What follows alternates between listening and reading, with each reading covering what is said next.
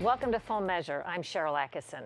We begin with a border story we broke this week that the federal government seemed to want to keep quiet. 2 active duty U.S. soldiers were arrested at the southern border, allegedly trying to smuggle in 2 Mexican citizens. Even more shocking, one of the soldiers told investigators there's an entire smuggling ring operated out of the Fort Bliss Army Post in El Paso, Texas. The soldiers, Marco Antonio Nava Jr. and Joseph Cleveland, were arrested a week ago by Border Patrol officers at Falfurrias, Texas Border Patrol Station checkpoint. 2 Mexicans were riding in the back seat. Nava told investigators it was the second time he and Cleveland had smuggled in illegal immigrants for pay, and described a smuggling ring allegedly involving other Fort Bliss soldiers. He said the week before, the group smuggled in 6 illegal immigrants. According to Nava, each of the soldiers involved was paid $1,000. The border has been something of a revolving door for the 2 Mexican citizens who were arrested. Between them, they had 6 prior removals on record. Now today's cover story, which is all about jobs and how hard it is for some Americans to find them. The search is made more difficult by time-consuming and expensive licensing process required for thousands of jobs. And believe it or not, it can be a lot easier to become a medical professional who treats patients than to get licensed to trim trees or pack boxes. We investigated and found out that so-called occupational licenses are sometimes occupational hazards and could be shutting down millions of Americans. So professional hair braiding, the art of hair braiding, of course, has been passed down from generation to generation in the African American or African culture. A few years back, Melanie Armstrong decided to change her career to professional hair braiding.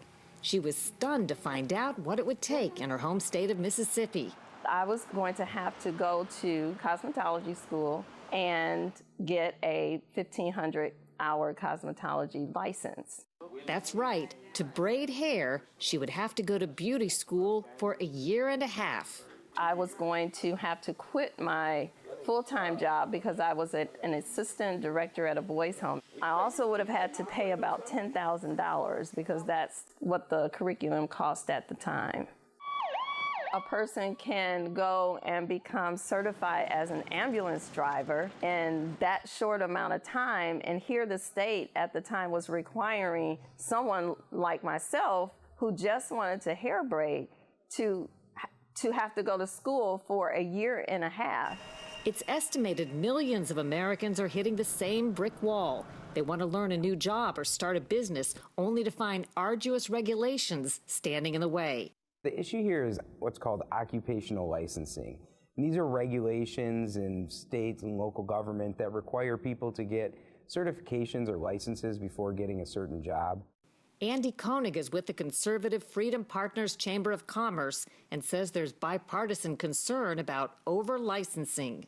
What's happened in the past 50 years or so is that these have been drastically expanded to cover a wide swath of careers and jobs that have nothing to do with public safety.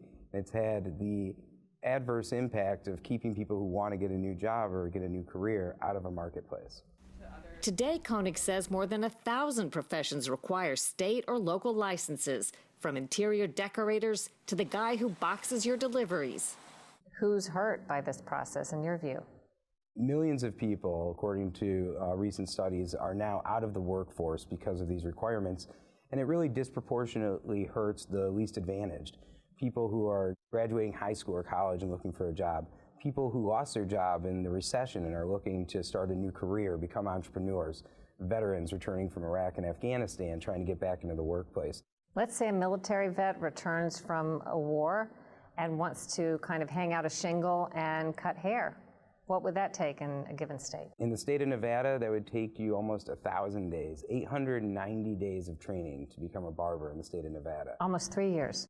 3 years, not to mention about $500 worth of fees, which may not sound like a lot of money to you or me or somebody who's established in their career, but to people who are just starting out, this can be a real barrier to pursuing that career.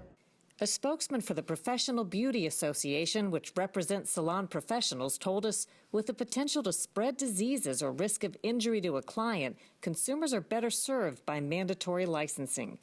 What if the people who are requiring the licenses say, this is a training and safety issue. You can't have just anybody poking people with scissors at the barbershop. But if you look from 1950, the number of jobs that require licenses has risen from 5% to 30%. there are a number of jobs that have fallen under this that are, I think most reasonable people would agree, not public safety issues. I think one good example is here in Virginia, where it takes 4 times as long to get a license to become a massage therapist as it does to become an emergency medical technician. In fact, on average, you can become an emergency medical technician, or EMT, with about 33 days of education and training. But cosmetologists require more than a year. Commercial carpenters and cabinet makers, 450 days in school, and tree trimmers in 7 states, 369 days. Just put the earmuffs down and just... But Stefan Soki argues that's not excessive. To start a tree service in Maryland, he had to be an apprentice for 5 years and pass a state exam. He says the process weeds out those with no training or insurance who may be unsafe. In this business, you don't get a paper cut. You're being hauled off in an ambulance. If you get hurt, it's a tough thing. Koenig says there are often competitive reasons behind all the licensing requirements. These have been set up to protect the existing businesses and keep people who want to enter that field out. So you'll see organizations that represent barbers go to state capitals and lobby against reforms when they're moving through the legislature. And they're lobbying against making it easier for other barbers to enter the market. That's 100% right. They want to keep up these artificial barriers to opportunity in order to protect themselves from competition. Zoki admits there is a competitive element behind his support of the licensing requirements. It's not fair to me that I had to go through all the steps, and then you have guys who can come out, and we have a lot of illegals in the country that, I mean, they're just walking up the doors, knocking on the door, and they're doing the tree work without any coverage or anything.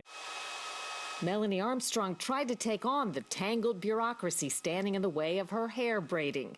Finally, a licensing official told her she should get a wigologist license, which takes a fraction of the time. I said, really? What is a wigologist license? And they said, well, it's a license.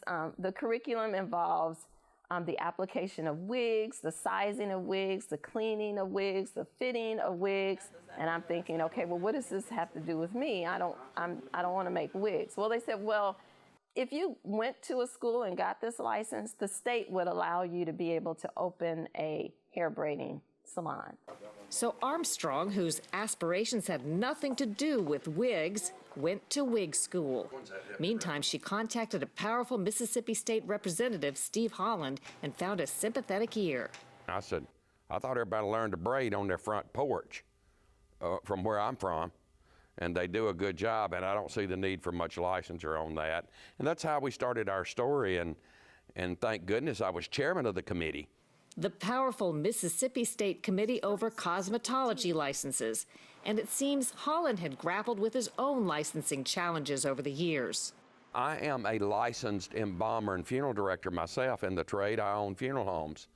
And it was so laborious for me to get my license. I mean, I understand the academic training, I understand all the testing, but I mean, sitting before these folks and these occupational licensures are self-serving to a large degree. They're egotistical to the profession. Together, he and Armstrong worked up a bill to deregulate hair braiding.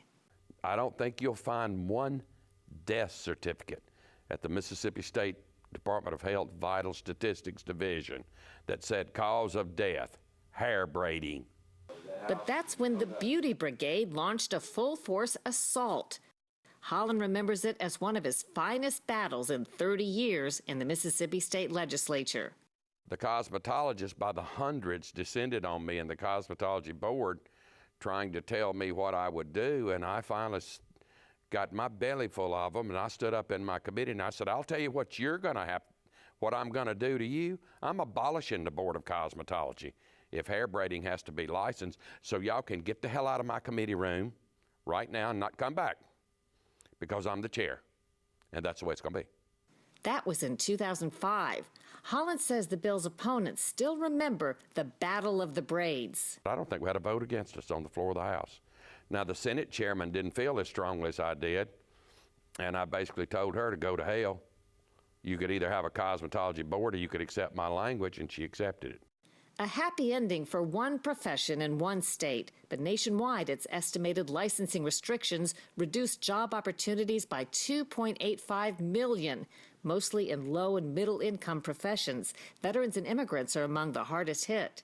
Entrepreneurs are the backbone of this country. Then for the government to come in and make it almost impossible to even, start small businesses, to even be an entrepreneur. That is just really, just unfair and is very unfortunate.